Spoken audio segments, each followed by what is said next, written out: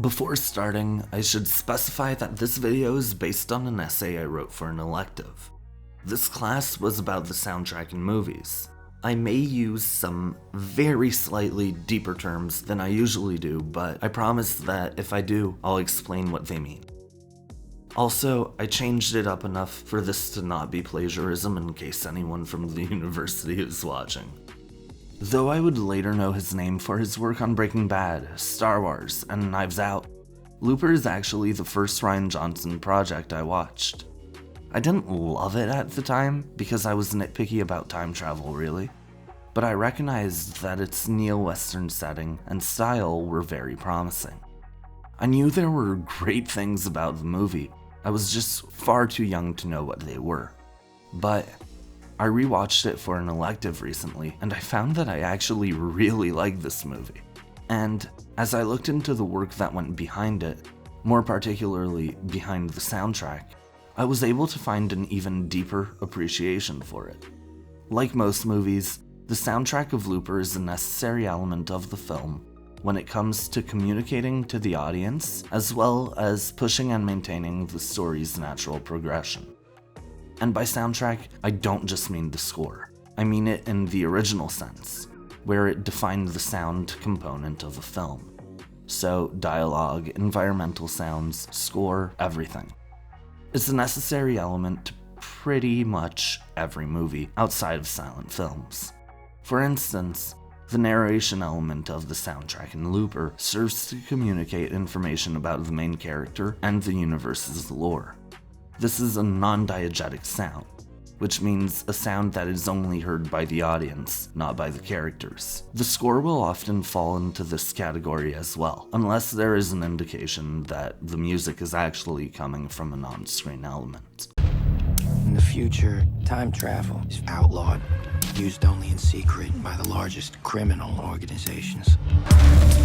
When they need someone gone, and they want to erase any trace of the target ever existing, they use specialized assassins, like me, called loopers. However, that is not what I want to discuss in this video. Although I do believe that a great job was done with these elements, there is something fascinating about the diegetic environmental sounds in this movie. In a sound design interview with Sean Farley, the movie's sound designer, Jeremy Pearson, explained that Johnson gave him the freedom to experiment with an idea he had been thinking over for quite some time. The idea was simple. The background and environmental sounds would evolve during a scene. As the mood of the scene changes, so should the sounds around the characters. As the soundtrack serves the scene, the environmental sound should also serve in setting its importance or tone. This also adds a layer to the immersion as well, as it mimics our shifts in focus in reality. Depending on what's happening, we pay more or less attention to the sounds we are hearing. For instance, if you listen to music while studying, the music will eventually fade to simple background noise you barely notice. Whereas, if you are in a situation where you are afraid, every sound suddenly seems much louder than it normally is. He describes this concept as rather musical, as diegetic environmental noise now sets the mood where non-diegetic music would normally be used. He also notes that this project was particularly interesting for this concept, as the different locations the characters visit allow for a multitude of different sounds to be used. How you would achieve this using city sounds would not be the same way you achieve this on a farm. The opening scene of the film is a perfect example of how Pearson succeeded in doing so.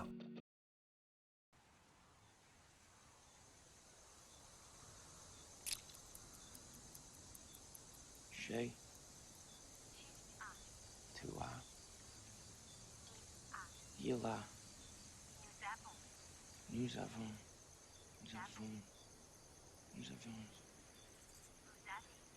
Vous avez.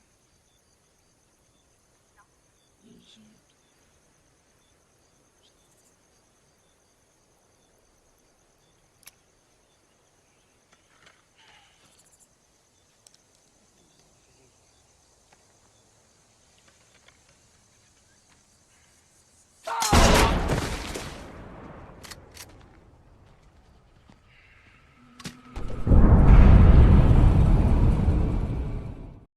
As the production credits pass, we, as an audience, hear two sounds: the wind blowing and the light creaking of insects. The sound is establishing the tone and setting before the image appears, as it is only once the credits end that we find ourselves on the farm with Joe. This is not uncommon, and is something you will see done in most movies, sometimes with music, sometimes without. Once we see Joe, 3 additional sounds are added to the scene: his stopwatch, his French audiobook, and his voice as he practices the language.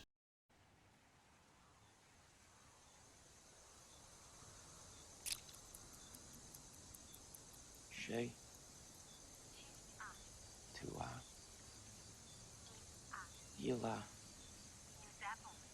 Nous avons.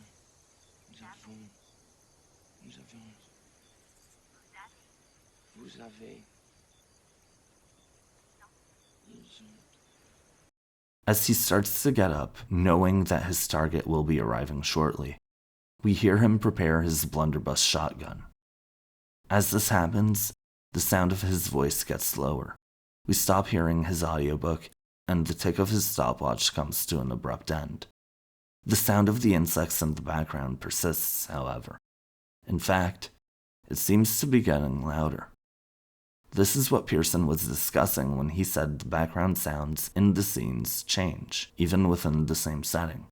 The audio here is dictating what we should be making of the picture. Even though there's nothing particularly important on the screen, the change in volume indicates that something of importance will be taking place.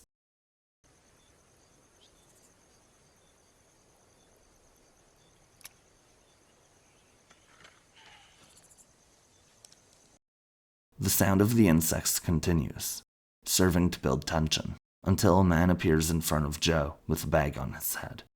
The man is screaming. We hear Joe's shotgun go off as he kills the man. After this, we don't hear the insects anymore. We only hear the sounds made by Joe and the body he shot. The loud shotgun blast, immediately followed by the disappearance of environmental noises, serves to make the moment the audience just witnessed even more impactful.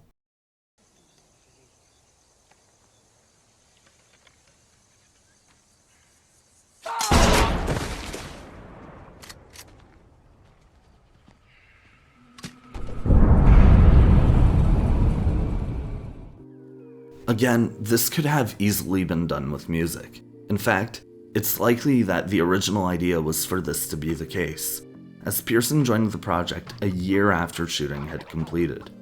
However, by doing this using only environmental noises, the tone of the film is set as one that's rather raw and grounded, which works well with its neo-western and gangster-inspired style and story.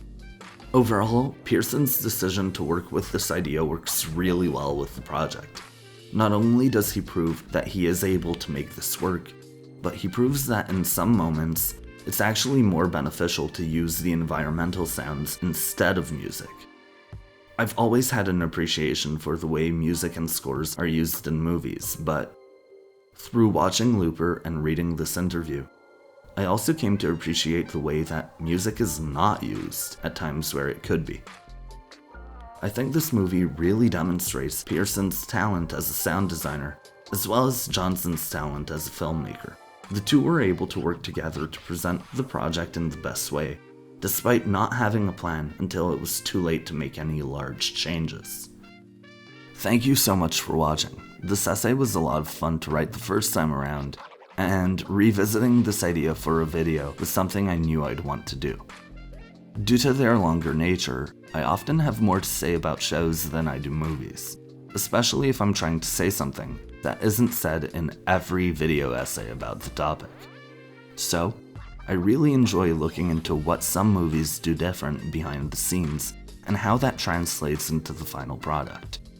If you enjoyed this video, please consider subscribing and following me on Instagram or Twitter. I'm putting a lot of work into these videos this summer, and support means a lot. If there's any show or movie you recommend, please do. Who knows? I might make a video about it.